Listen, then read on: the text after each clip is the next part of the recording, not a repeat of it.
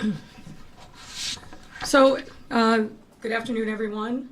We're here today to talk about some important developments in our fight against COVID-19 and to remind the public that COVID-19 is still real, is still present, and is still deadly. With me here today are Chicago Department of Public Health Commissioner Dr. Allison Arwady and Chicago Department of Public Health Medical Director Dr. Geraldine Luna. We all know these facts, but it bears repeating. All across the United States, there's been an increase in the number of COVID-19 cases, including in parts of central and southern Illinois and right here in Chicago.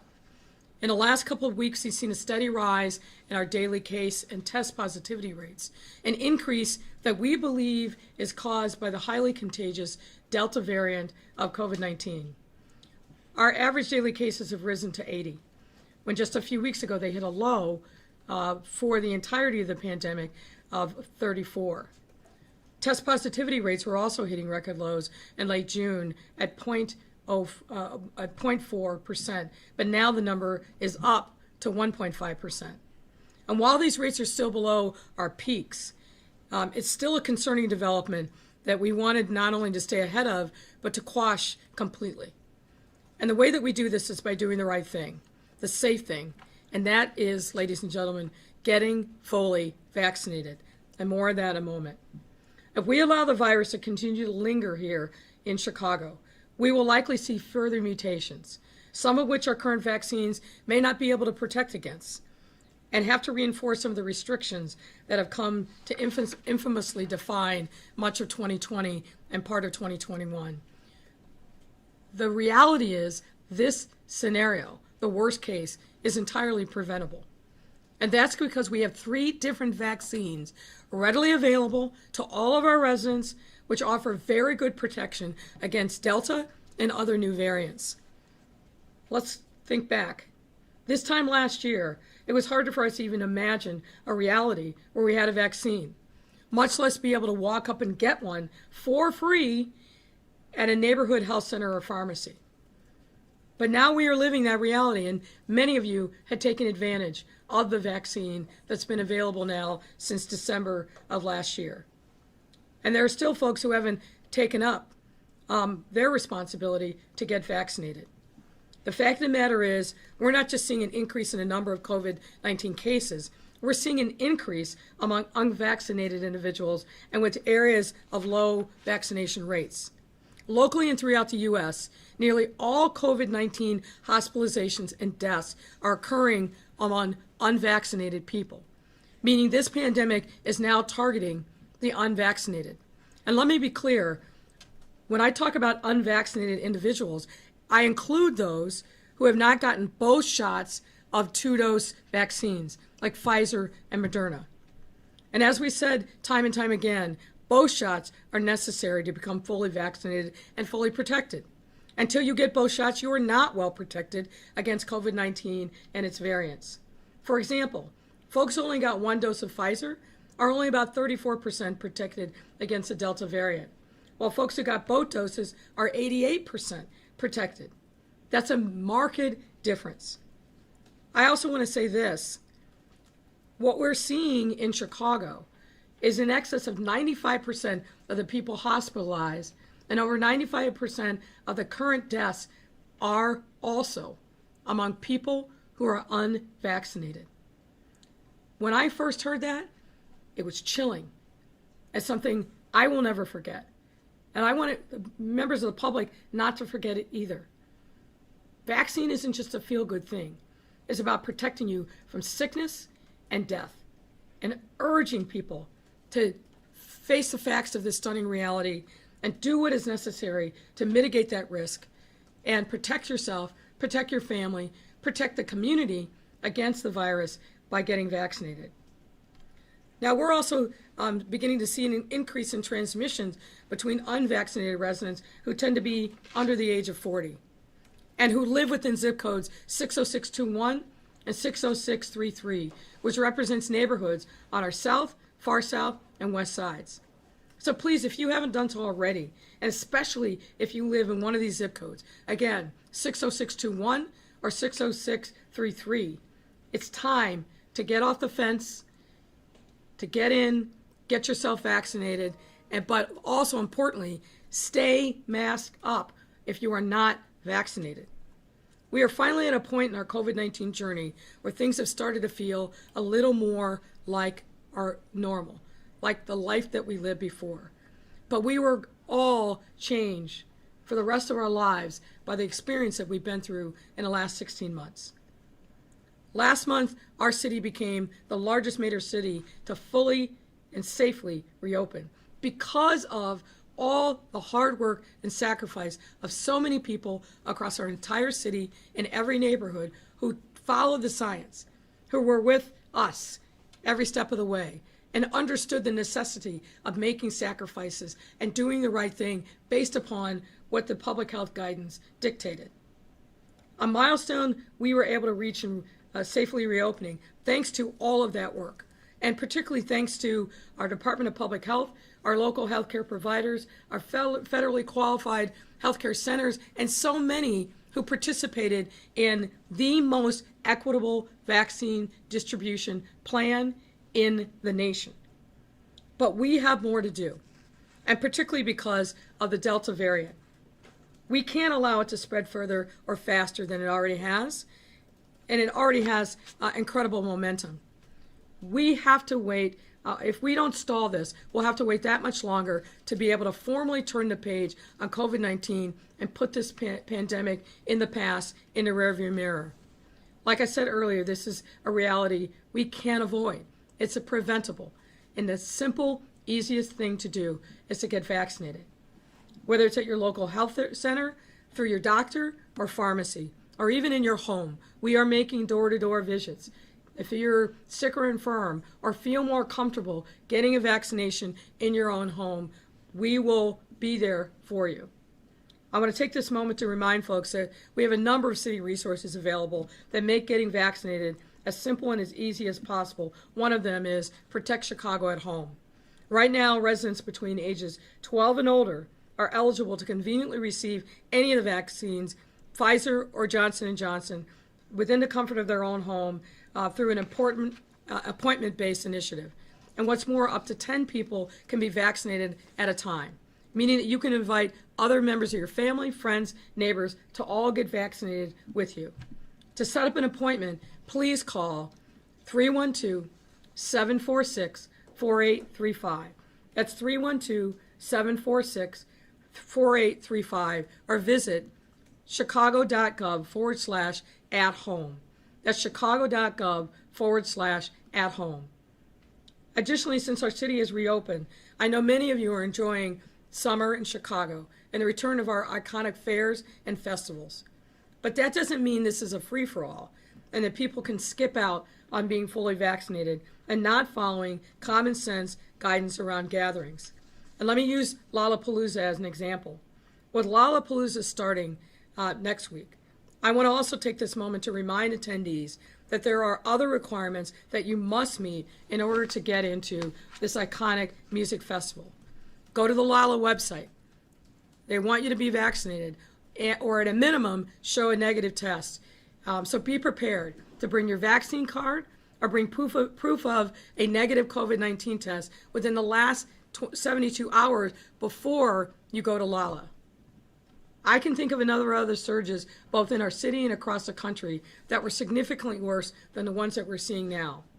And the way we got through this is the same way we have to get through this now. By working together, following the science, listening to our public health experts, but also stepping up and doing your part to slow the spread of this deadly virus. Unvaccinated folks, I'm talking to you. Please, whatever you need to do to educate yourself, whatever you need to do to get comfortable, the vaccines are safe. We know that, both from the testing that was done, our own analysis, and the many hundreds of thousands of proof points in Chicagoans who have stepped up and gotten the vaccine. So please, if you're unvaccinated or you're not fully vaxxed, step up, don't delay, make an appointment, go and get a vaccine today. Now I'd like to turn it over to Dr. Arty to say a few words. Doctor?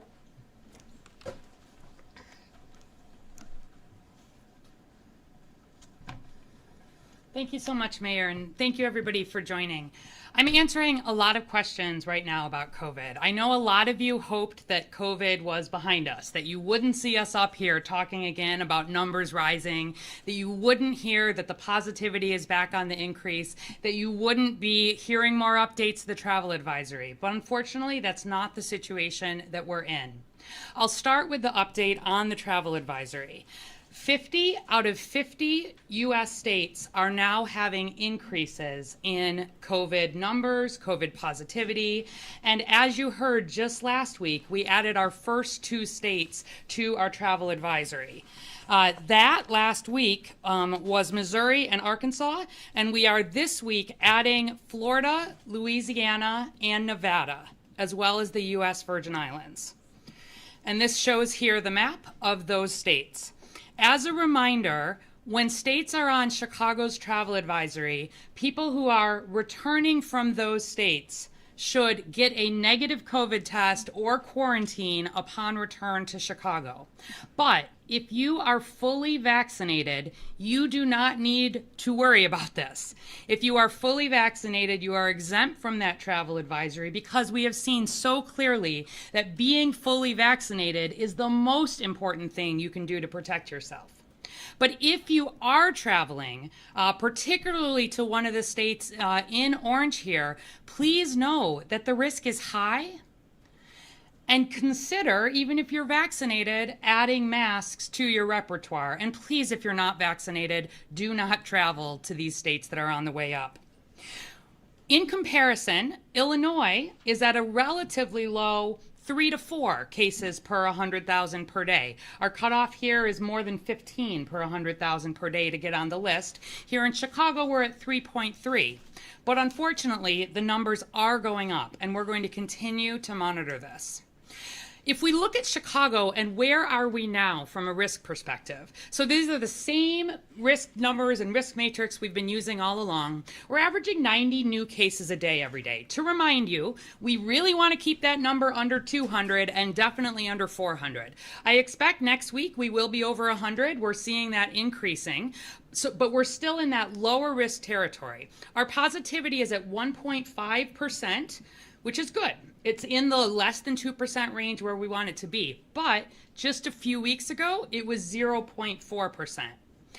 Hospitalizations remain at the lowest they've been since the beginning of COVID. We have just 83 folks with COVID in the non-ICU and another 27 in the ICU. Single-digit number of people on ventilators. We are largely turning this into a preventable disease, but a vaccine-preventable disease. And as you can see, and if you want to look at this yourself, chai.gov/COVID-, you can see that just at the beginning there, we're beginning to see some uptick in our cases. Our low was 34 cases per day. 90 cases a day is good, but not where we want to be. Similarly, you can see if you look back, this is just the last 6 months or so. Back in January, we were talking about 10, 11% positivity. And let me be clear that some of the states on the travel advisory list have positivities in the 10 to 15% range, okay? This is not a joke. And we saw this come down, get all the way down to 0.4, unfortunately be on the increase again. And in the last month, our very best month to date, 136 Chicagoans still were hospitalized with COVID, and 33 Chicago residents still died from COVID-19. 96 to 97% of the hospitalizations and deaths, as you heard the mayor say, in Chicago and across the country are in people who did not choose to get fully vaccinated. And if you look at the details here, again, this is just June 19 to July 19, you see more cases in Black non-Latinx Chicagoans and many more hospitalizations in Black non-Latinx Chicagoans. And more deaths also in that group. And that is a direct result of both higher rates of chronic disease, but especially still lower rates of vaccination that we're working on. I want to just show two maps quickly. The green here is very good news. And for those of you who have been following along on the website, a lot of this map was green. We had whole zip codes where we were not seeing cases, we were not seeing hospitalizations. But where we're looking, green represents a zip code that has not had a hospitalization, a COVID hospitalization during this time period. But anything that's not green has had cases. And then as the numbers get darker, we see the numbers go up. And you see the concentration there, particularly in areas of Chicago that are less vaccinated. Similarly, our pattern of deaths in the last couple of months, again, only really right in the loop and down by Beverly do we have a few zip codes where we've not had a COVID death, but unfortunately we still are seeing people across the city and we're seeing cases in every zip code again, but then again with some concentration, particularly on the west and south sides. 2/3 of eligible Chicagoans have gotten at least that first dose, and that's 2/3 of everybody over the age of 12. So we're making good progress there for sure, but we need to keep working, especially as we're talking about coming back to school with vaccinating adolescents. You can see if we look at folks who have gotten that first dose of vaccine, 46% of our 12 to 17-year-olds in Chicago have at least that first dose, and about 34% of 12 to 17-year-olds are fully vaccinated. And the numbers are lower than that, where you look at Black and Latinx adolescents. So it's a major focus with CPS to really work on making our school settings as safe as they can be. And I just want to highlight on the other end of the scale, our very oldest Chicagoans, over 80, also are only about 64% vaccinated. And that's really concerning because when people in that age group get COVID, the chances of them being hospitalized is very high. I want to highlight that we are making the most progress in terms of vaccinating Black, non-Latinx, and Latinx Chicagoans.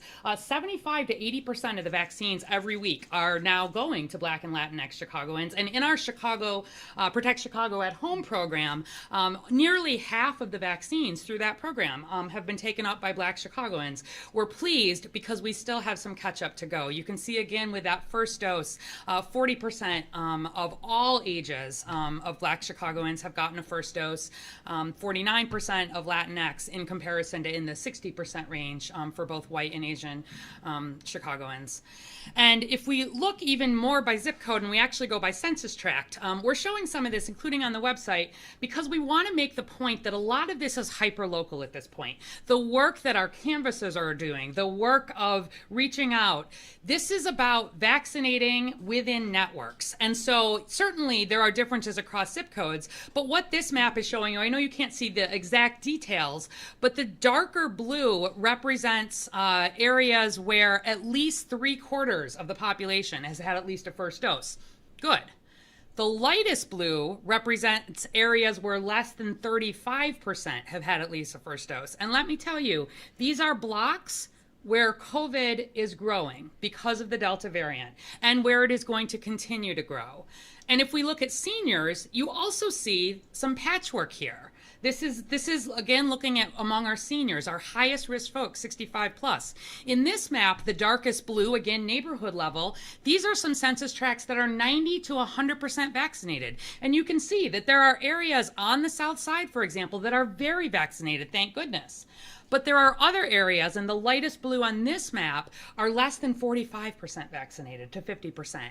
And that is not protective enough. And so the work is now about neighborhoods. It's about, if you yourself are vaccinated, talking to your neighbors, your friends, your family about that decision.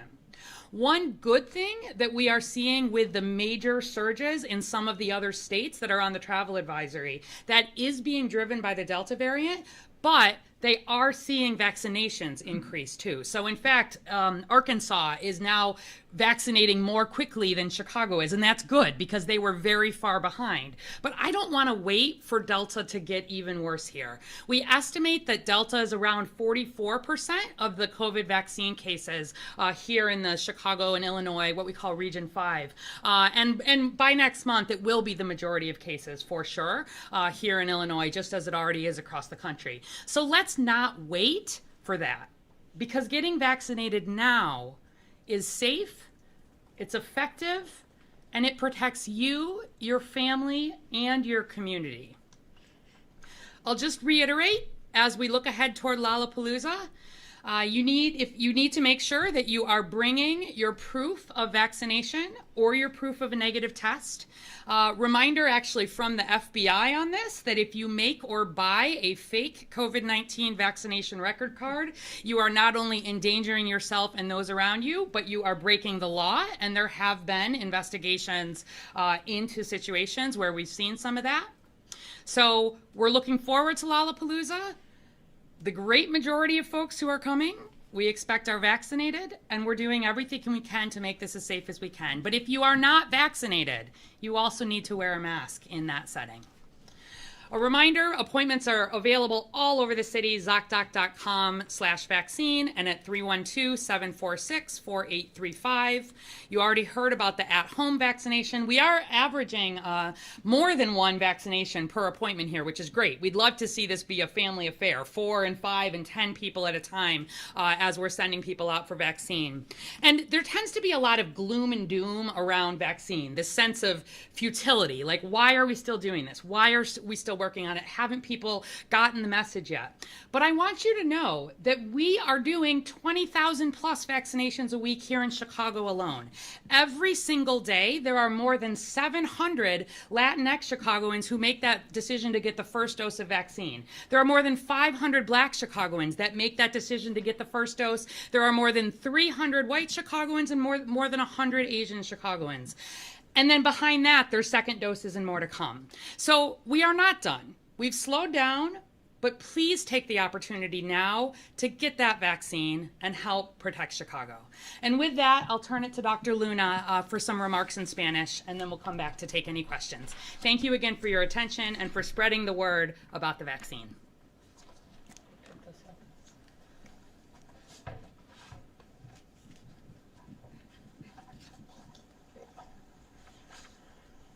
Thank you, Dr. Already. Thank you, Mayor. Yo soy la doctora Geraldine Luna y esta parte lo van a hacer en español. Buenos días a todos. Soy la doctora Geraldine Luna, directora del Departamento de Salud Pública de Chicago. Hoy se compartirá información y actualizaciones sobre el aumento de los casos del COVID-19. Lamentablemente es el caso. En todos los Estados Unidos, 50 estados de 50 estados, hemos estado viendo un alza en los casos de COVID-19. Incluso aquí en el centro y al sur de Illinois y aquí en Chicago, ya estamos viendo un alza en esos casos. Y en las últimas 2 semanas se ha visto que el aumento constante de las tasas diarias de positividad de casos y pruebas son continuas.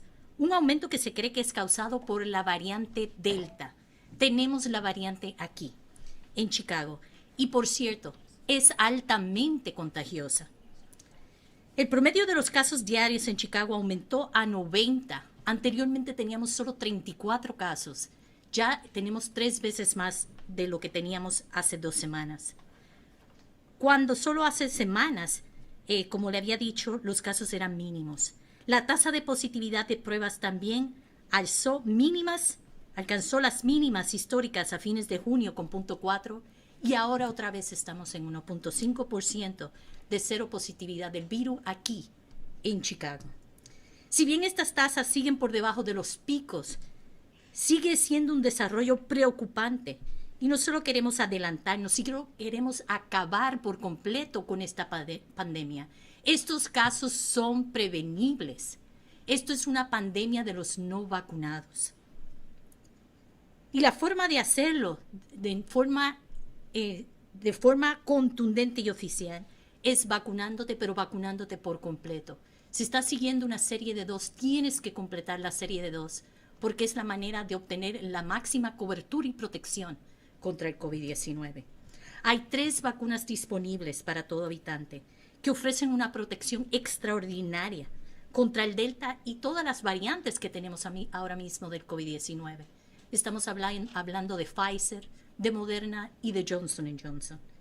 En esta época, el año pasado, fue difícil siquiera imaginar una realidad en la que tuviéramos vacunas, y mucho menos poder imaginar que esas vacunas ya estaban en los centros de salud o su farmacia comunitaria. Pero ahora esta es nuestra realidad. Tenemos vacunas en abundancia. No hay razón para que todos los habitantes de Chicago no reciban su merecida protección contra el COVID-19 y acabar con las muertes y los casos incapacitantes de COVID-19. Y todavía hay personas que no han tomado su vacuna. Acuérdense, la prevención y la salud es un derecho, pero el vacunarse es nuestra responsabilidad. Es tu responsabilidad protegerte a ti y a las personas a las que amas. La cuestión no es que solamente estamos viendo un aumento en el número de casos positivos, también estamos viendo un aumento entre las personas no vacunadas. Y dentro de las áreas donde las tasas de vacunación son las más bajas, ahí estamos viendo otra vez repuntes, otra vez casos surgiendo. A nivel local y en todos los Estados Unidos, casi todas las hospitalizaciones y muerte del COVID-19 ocurren en personas no vacunadas. Y ahorita de un 96 a un 97% de todas las personas que están muriendo con una enfermedad que se puede prevenir son porque no están vacunados. Además, también se comienza a ver un aumento en la transmisión en las personas menores de 40 años. Estamos viendo que la transmisibilidad es 2 veces más que la alfa. Es altamente contagiosa. Por favor, protéjanse. Así que, por favor, si aún no lo ha hecho, vacúnate y vacúnate completamente. No te quedes a mitad de tu régimen de vacunación porque te quedas desprotegido. Hay vacunas disponibles en los centros de salud, en su farmacia. Inclusive estamos yendo a las casas. Solamente tienes que llamar a un número que te voy a dar a continuación y puedes recibir las vacunas en tu hogar, con tu familia, en un ambiente celebratorio. Quiero aprovechar este momento para recordar a la gente que existen varios recursos en la ciudad que están disponibles para vacunarse de la forma más simple y fácil posible, sin citas, sin que se le pida identificación que lo ponga en riesgo. Está adecuado para todas nuestras comunidades, incluyendo las más vulnerables, nuestros indocumentados, refugiados y no asegurados. Puedes recibir Pfizer si tienes 12 años o más y Johnson & Johnson si tienes más de 18 años, 18 o más. En la iniciativa, estas iniciativas están basadas en cita en su hogar y tenemos vacunas para vacunar a todo el que nos llame. Se pueden vacunar hasta 10 personas por vez, lo que significa que puede invitar a otros miembros de su familia, a sus vecinos, amistades. Y para recibir una cita, por favor, llame y tome nota. Es el 312-746-4835. Repito otra vez, 312-746-4835. O puede visitar a chicago.gov/@home. Tan sencillo como eso. Por favor, no se demore más y vacúnese hoy mismo. Y por favor, muchas gracias por recibir este mensaje y manténgase a salvo, Chicago.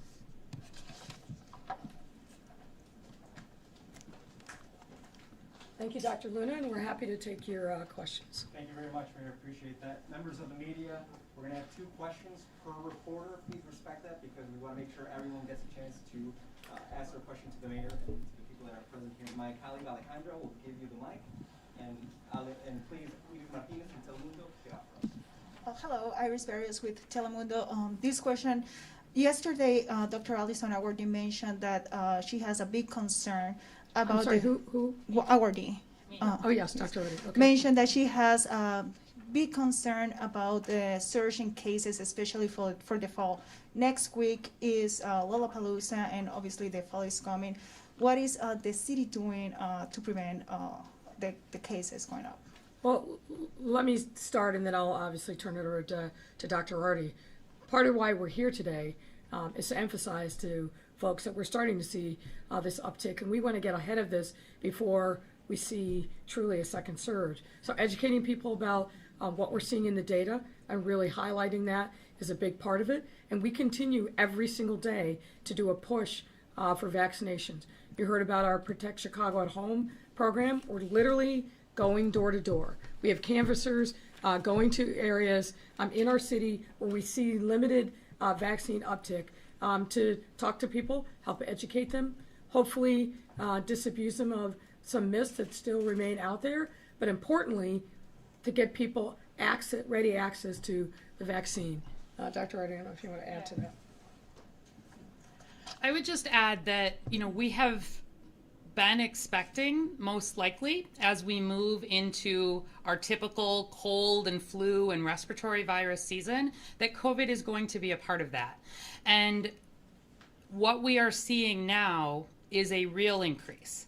It is still an increase that is in reasonable control, as I hope I showed. But what we want is to have people hear this and decide to take that preventive action now. Certainly around Lollapalooza, as you know, from the time that it was first announced, we were really pleased to partner with Lollapalooza with their decision to require vaccination or negative tests for attendees, and that certainly adds a level of complexity to the situation. But we want people to have a good time, and we want this to be as safe as it can be. And so certainly we'll be watching that, just as we do any other gathering. But I am more concerned about the many, many people who have not chosen to get vaccine, especially if they're older, here in Chicago, and hoping that they'll make that decision. Doctor, before you go, can you pull up I think it may have been slide 12. Which one? 12 maybe? About what? Keep going. Okay. So I asked Dr. already, just to follow up to your point, to pull up this particular map. Obviously, Dr. Ward and her team, the epidemiologists, they're following these numbers every single day because it's so important. But I also follow these numbers. And this map, looking at where we've seen uptick in vaccinations, this is what guides us and guides our data-driven approach to COVID-19. We follow these numbers very, very closely, and this really determines how we're allocating resources, where we need to continue to build relationship with local stakeholders, where we need to go literally door to door to bring people into care. That's our big focus.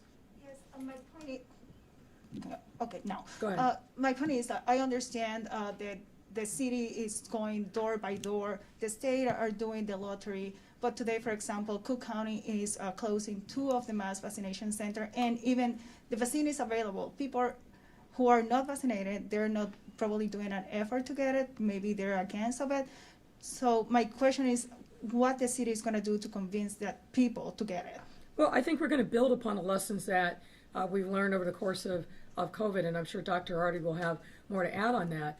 What we're seeing, not only here in Chicago and Illinois, but really across the country, is to pivot from these big mass vaccination centers, because frankly, we're not seeing a lot of people going to them. The people that really wanted to get the vaccine, or we needed that extra capacity, we're in a different phase in vaccine distribution than we were before. What we're doing really, again, varies by neighborhood, but at baseline, we're educating people. We're trying to answer their concerns and their fears. We're continuing to talk about how the vaccine is safe, and that they know someone now in their network that has had the vaccine and had a safe reaction to it. We're very different place than we were, say, in December or January. We're still a fairly small percentage of people in the city had taken the vaccine. Now, I think any Chicagoan would be hard pressed not to know somebody in their family, on their block, at their church, at their workplace that hasn't been fully vaccinated and come out on the other side feeling just fine. And we know from the data being fully protected. That double dosing is critically important, but we still have people that even haven't gotten the first dose. So reaching back out, working through community partners, the network and infrastructure that we built up really starting back in March of last year, we're still leaning very heavily into that. And you can see the areas on this map that are light blue. That's a lot of where our focus will continue to be on the west side and obviously significant portions of the south side. I don't know, Doctor, if you want to add anything. I'll just add that there is a lot that continues to go on in the vaccine space. There's 40 to 50 sort of pop-up events that the city alone is standing up this week, next week. We continue to be at CTA stops. We continue to be in churches. We continue to be in a lot of these spaces.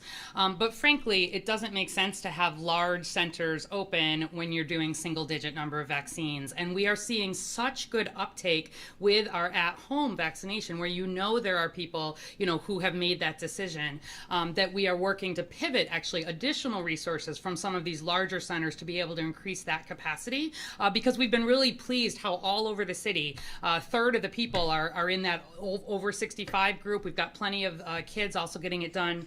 I think one other piece is, we continue to try to give information and reassure people. One thing I heard from a lot of folks is, I want to wait and see. And we heard that there were people who said, I feel like I want to know the vaccine's been around for a year before I'll feel comfortable. Well, let me tell you, next Tuesday, 1 week from today, marks the beginning of the Pfizer vaccine trial here in the US, meaning that it has been a year, a week from today, that we have been following, in the Pfizer trial, more than 43,000 people very, very, very carefully, not identified safety concerns or efficacy concerns. And we're at a point now where we've given literally millions of vaccines in Chicago, hundreds of millions across the US, billions around the world. And I feel so lucky that we have this vaccine that is really safe and really effective. But it's about making it convenient for people and trying to correct some of the misinformation that we still hear. Sarah Schulte, ABC7. Should CPS students, all students vaccinated, wear masks in school in the fall? So before I directly take that, let me remind people that Monday, in terms of deadlines, is also, if you want your child over the age of 12 fully vaccinated by the time CPS starts, Monday is your deadline. So if you've got a 12 to 17-year-old, remember, fully vaccinated means 2 weeks post your second dose. And for 12 to 17-year-olds, Pfizer is the only vaccine that is available. So just a quick deadline and a thing to shout out there. So certainly we are in conversations with CPS and with all of the other private and parochial schools here in Chicago. What I will tell you is that I was pleased with the CDC guidance that came out around schools. First and foremost, they said, we want to show, from a data-driven perspective, children should be in school in person. And I think this is something that the Chicago Department of Public Health has been really encouraging in a data-driven way for months and months and months and months. And they really said this should be a decision at a local level. I want to be clear that nothing has happened to the CDC guidance that said unvaccinated people need to continue to mask. And I will also say in Chicago, like I showed, less than half of adolescents have gotten a first dose and less than a third are fully vaccinated, or just over a third are fully vaccinated. And so there are real operational questions around what it would look like in a setting to make that decision. So we continue to talk with CPS and they'll be making an announcement, as will other schools. But we are encouraging, really making sure that we're doing everything we can, first and foremost, to have parents and guardians feel comfortable about having their children back in school in person to make up some of that learning loss and work on the social and emotional piece that is so critical. We only get 2 questions here, so is this it? My second question here? Yes. Okay. Kind of back to getting people vaccinated. Does the city have a plan to refute all the misinformation that is going on out there on social media? That seems to be almost the biggest enemy at this point. Is there an actual plan to do something about that? Yeah, we're doing it, part of it right now. We're standing in front of folks. We have been putting, I think, accurate information out on our websites, through our social media channels, on and on and on, really from the very beginning of the pandemic hitting Chicago. It helps that we now have a administration in Washington, D.C. that is focused on the facts and the truth and not spreading misinformation. I can't even begin to tell you how incredibly important that is. But yes, there's a lot of misinformation out there. We're talking to our federal electeds and social media companies about being much more aggressive about tagging or taking down information that's just factually inaccurate and could cost people their lives. But at the local level, we're continuing to fight this fight with the facts and the truth. Aaron, Hyde Park Hill. Hi, for Dr. Arwady, please. Mm-hmm. This is going to be kind of a lot of background, but I want to make sure I get myself exactly clear with this. I went out and canvassed in South Shore, or watched the canvassers in South Shore with the Protect Chicago program. They're only going to single-family homes. They said the reason that they're doing this is for safety and access reasons, that they can't go into private apartment buildings because they can't get into them. But the issue that I saw is that people who live in single-family homes are mostly older people, and older people are more likely to be vaccinated. The data has shown that out. Younger people are the people who need to be getting vaccinated at this point because they're less likely to be vaccinated. First off, is it policy for Protect Chicago everywhere that they're not going into apartment complexes? Is that going to change at any point in time? And then furthermore, is the program going to expand into other neighborhoods throughout Chicago at any point in time? You can see on the Mid-South side, South Shore is the only Mid-South side neighborhood that the program is currently in, but Woodlawn, Washington Park, and Bronzeville are also under-vaccinated neighborhoods at this point too. But you say going door to door, they're not really going door to door in every neighborhood because they're not going into apartments, at least in South Shore, and I don't know if they are in every other neighborhood where this program is operating right now either. And not hitting people who need to be vaccinated because of that. And went for an hour, every door they knocked had already been vaccinated. Okay, sure. So I'm glad you went out with the canvassers. I think it helps to understand sort of what these conversations are like and the work that they're doing. So we do have a policy that our Protect Chicago Plus canvassers stay outside of homes, and that would include not going into a private setting in terms of access and who is there and safety and making sure they're in touch with each other, et cetera. There's been other work that we've done, particularly with BACP, around multi-unit buildings where there tends to be more engagement. Where there are apartment or condominium buildings, there is often more involvement, regulation, et cetera. And so we've often, if you think back earlier in the pandemic, we were trying to limit the size of gatherings where we were doing that, trying to make sure that through the building managers, there is information that is getting out so that people know how to get vaccine. In terms of where we're going, so already we focused on the 13 least vaccinated communities, and that is where we've started. And we're really working to evaluate some of this to understand where it is most effective.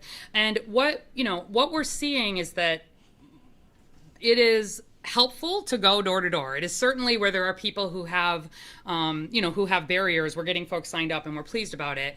But there are also the people who open the door in a lot of cases are perhaps the ones more likely to be vaccinated too. And so there are multiple ways to sort of get at this. And the number one bricks and mortar place that people are being vaccinated in Chicago is in pharmacies still, right? And so really just making, it is not hard at this point, I think, to find a vaccine. It's more having that conversation with someone who is ideally from your neighborhood, who you trust. And we're thinking, in addition to door-to-door, other ways, including through social media, to the other question, to be really getting out sort of some of the stories and some of the correcting of misinformation and my decision on, why I maybe was hesitant and made that. So certainly the at-home is part of this, but Protect Chicago at-home, the door-to-door is part of this, but Protect Chicago at-home is available to anybody in the city of Chicago. And we're seeing really good turnout from it. And like I said, we are vaccinating still thousands of people a day. But in terms of bringing the mountain to Mohammed, what ways are you bringing it to 12 to 45-year-old Chicagoans if this door-to-door access isn't getting to them? Are you going to be working to getting face-to-face access to these people, given how effective it is? So, in terms of not going. Yeah. So we've not. Yeah, we've really not dropped any of the pieces of engagement that we've done to date. So there remain at this point, although they will be, they're in the process of winding down. There are some of the sort of large come at any point city of Chicago. We've continued to enroll providers. We've also continued to work with employers, and I think particularly as as many more people are coming back to work, that is an interest where people are wanting to be concerned not just in their neighborhood but in their workplace. And so we have actually here in Chicago, compared to most of the country, quite a bit higher rate of vaccination among frontline essential workers. And that's because of some of that early work we did with Protect Chicago Plus. So we feel good about that in terms of that space. But I think the work through employers, through unions, where we've continued to meet with them, through advocacy groups. I was on something with the AARP yesterday, for example, with some of the subgroups of people who can take the public health voice but are already trusted. And we're really trying to do that with our network throughout the whole city. Amy Jacobson, go ahead. Good afternoon. Dr. Wardy, I have a question for you first. So we went from 0.4 to 1.5 positivity rate. So, mainstream reporters will say, our positivity rate is tripled because legally, it has tripled when you go from 0.14. 1.5 is still good. The Delta variant, we know it's more contagious, but is it more lethal, or does it lead to more hospitalizations? 83 in the hospital. How many of those have the Delta variant? Yeah, so as we continue to have more variants, the biggest concern about the Delta variant, as you said, it is very clearly more contagious, and not just a little bit more contagious. It's about 50% more contagious than the Alpha variant was, which itself is 50% more contagious than sort of the OG, the one originally from Wuhan. And what we therefore see is that the reason why Delta is on the increase here is because it is more contagious. So where there are no masks, no vaccines, no nothing, no anything, the original version of COVID, somebody would transmit it on average to about 2 to 3 other people. The Delta variant, in the absence of vaccine, in the absence of masks, in the absence of any mitigation, would instead transmit to more like 3 to 4 people. That may not sound like a lot, but a transmission to 2 people means a doubling of numbers, and a transmission, to potentially 4 people, really you see this exponential rise very, very quickly. And so we are seeing more cases of Delta in the hospital, but not disproportionately. So we have not seen data at this point, and this has been one of the things scientists have been studying around the world. It's not that it makes people sicker necessarily, but you're more likely to get infected, to start with, and then because there are more older people who are vaccinated, for example, if you look over the last month, 2/3 of the cases are in people under 40 and 1/3 of the hospitalizations are in people under 40. That's really different than what we saw earlier, but that's Delta driving it only because it's more contagious, as opposed to a lot of evidence that it's making people sicker. Does that make sense? Yeah, no, it does. Thank you very much. Mayor Lightfoot, can I talk to you?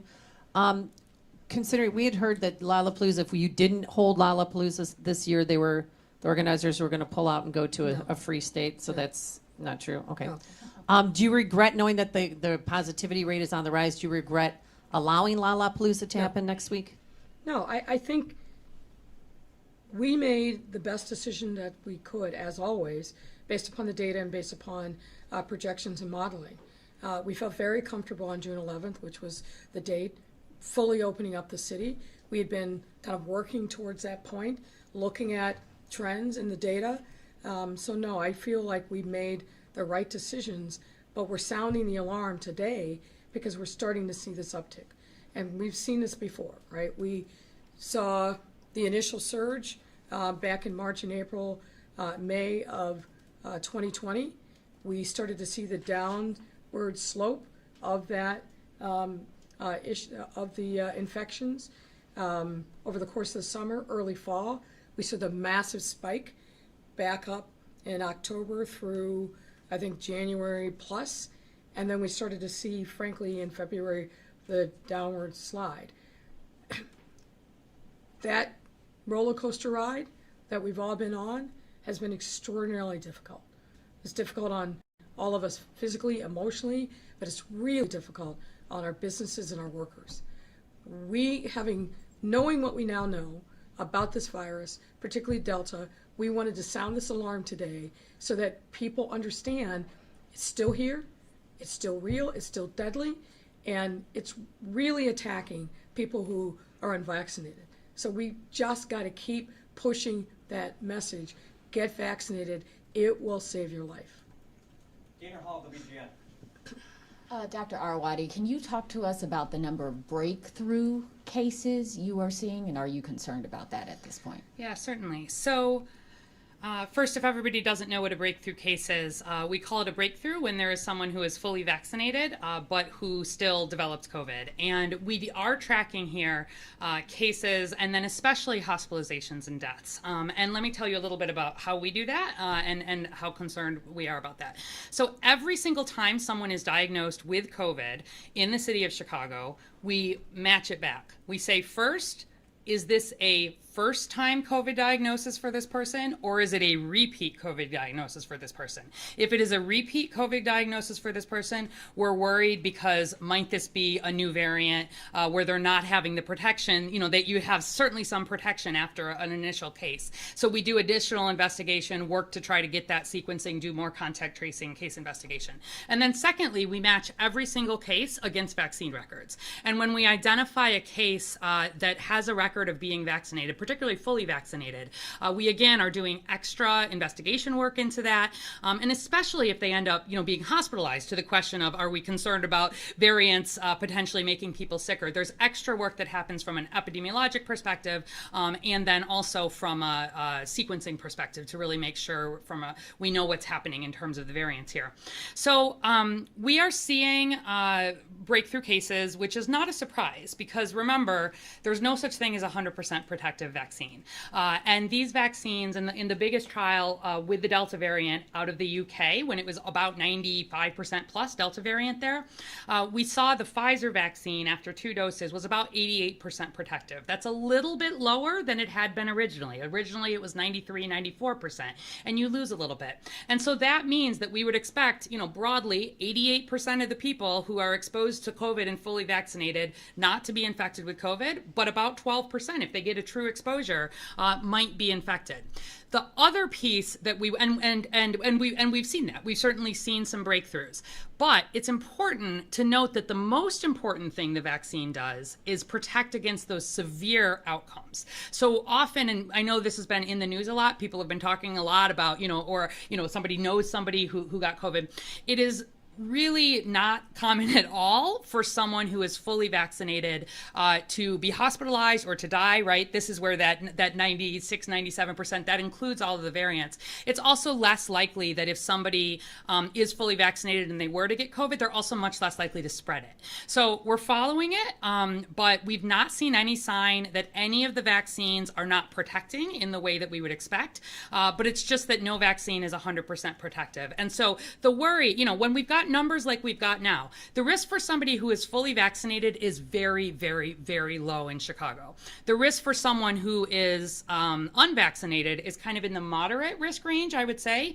And as our numbers go up, the risk in both of those groups rises, but it would go from very, very, very, very low to very, very low for people who were vaccinated. And it would go from moderate to high to very high quickly for people who are unvaccinated. And as more people get vaccinated, it improves the risk for both of those groups. And that's what some of the conversations are in some of the, in Los Angeles, where they're having more than 1,000 cases a day again. That's why they went back to the universal masking mandate, because the risk is getting high enough, even for people who are vaccinated, that they're more worried. So I'm a little concerned about what the future could hold. Right now, I'm feeling confident, and all over the country, we are seeing the vaccines perform just as expected.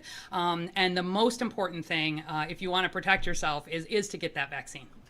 With Delta, are you considering taking any further steps as far as requirements for Lollapalooza attendees, for example, universal mask wearing at a full capacity? So, as a reminder, from the beginning, when Lollapalooza was announced, we were really pleased that they were serious about wanting to have this be, an event that took COVID seriously. And so the requirement to show vaccination, and as you know, we did a number of Lala giveaways and Lala promotions, et cetera, to really get the word out that vaccination is the best way to safely enjoy this event. But to require the vaccination or the negative test is really the best option that we have available at this point. It really is. And I think with the level of COVID that we have here, we remain here in Chicago right now at this low to even controlled risk state. I do expect that it will go up, but we do the best we can in terms of trying to protect against COVID, and this is absolutely the best thing, that can be done. For people who are unvaccinated, certainly I would recommend masking, and anybody who's concerned, I would encourage them to choose to mask, but there's not a need to recommend universal masking at this point. Chris Ty, Channel 2. Mayor, question for you about following the data. And, mass vaccinations are no longer working in the way that we saw before. Does the pivoting also affect the messaging here? Is there a point in time, you've had any conversations about a little more stick and a little less carrot to get people to get where they need to get here? In some pockets, there's talk of, on the federal level, holding a child tax credit, to incentivize folks. Have you entertained anything along those lines? Well, we've looked very carefully throughout the pandemic at methodologies that have been used all across the world, and how you incentivize people. Early on, it's to educate themselves, to stay home, save lives. So we've looked at every possible permutation from literally China all across the globe. We also have to recognize that we're a democracy. Certain things that have been effective and worked in other countries with different cultures, different forms of government are not going to work here. So we've tried to take the best practices from across the globe and adapt them here. What I think I have seen is the stick is really difficult for people, and particularly now since we've been open. What we really want to do is educate people and get people to care not just about themselves, but about their family, about people in their social network. Because what you do, and you've heard us all say this before, this is one disease that what somebody else that I don't even know does affects me. Same thing with you. So we are literally in this together. Which is daunting at times, but I think and also a real opportunity to make a difference. So I think what we've done over the course of this 16 months has served us well. I don't see us deviating from that. Clearly, we've made modifications depending on what the data tells us at a particular time, and we've made modifications depending on what community within the city of Chicago at a hyper-local level that we're going into. But the basics, I think, that we have established have served us well. You know, we need to keep doing the work, but we've seen extraordinary progress. Again, looking at this map, a year ago, this map, in terms of cases, and this is obviously vaccines, but in terms of cases, look entirely different. I mean, we devoted a tremendous amount of energy trying to educate and be in community in the northwest side, in the, for example, the Belmont-Craig neighborhood, on the southwest side, throughout Black Chicago, because we were seeing this virus really wreak havoc in these communities, and the communities needed more support from us to make sure that they were protected. So I think we've learned a tremendous amount. And I will again give credit where credit is due to Dr. Arwady and her team. Other cities and CDC have come to Chicago to learn from us about how we've done a variety of different things. Papers have been written by Dr. Arwady and her team explaining some of the things that we've done to educate people, to break down barriers, and also about our equitable vaccine distribution process.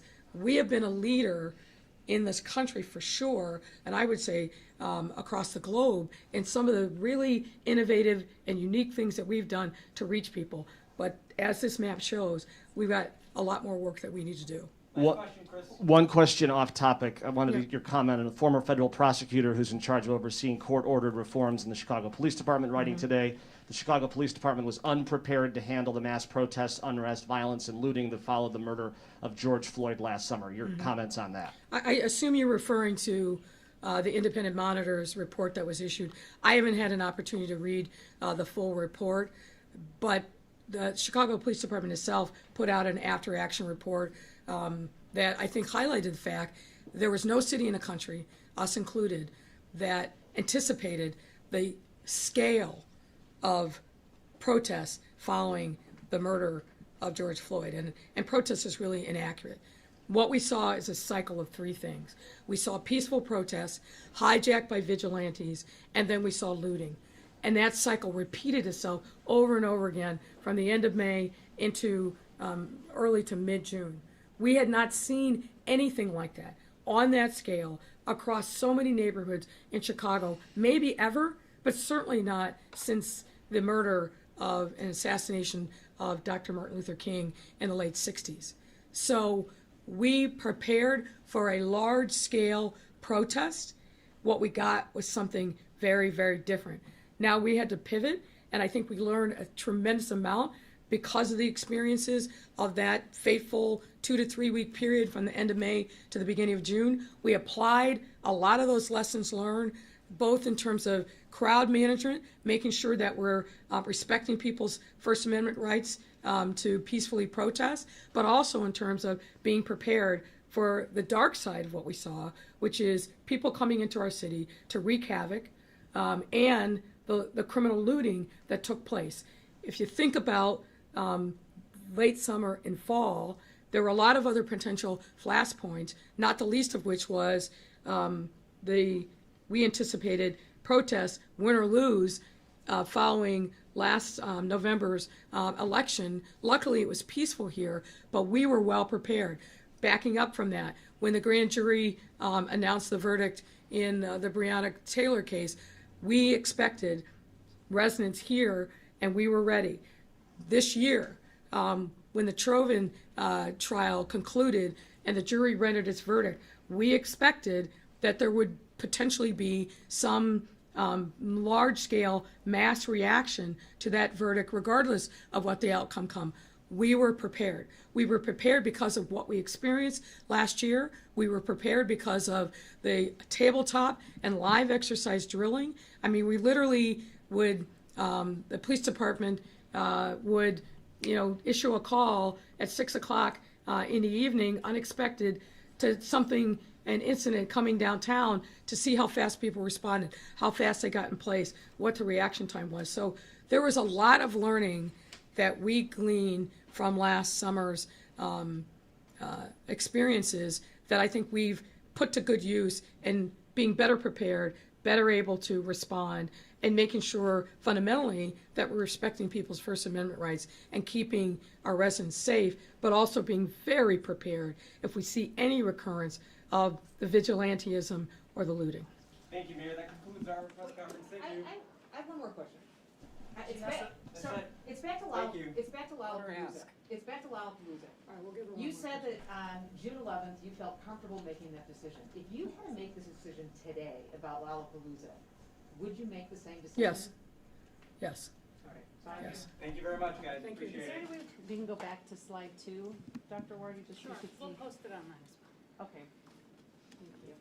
That one, was the one with the curve where it started at 10.7? Thank you. Thanks, everyone. Thank you.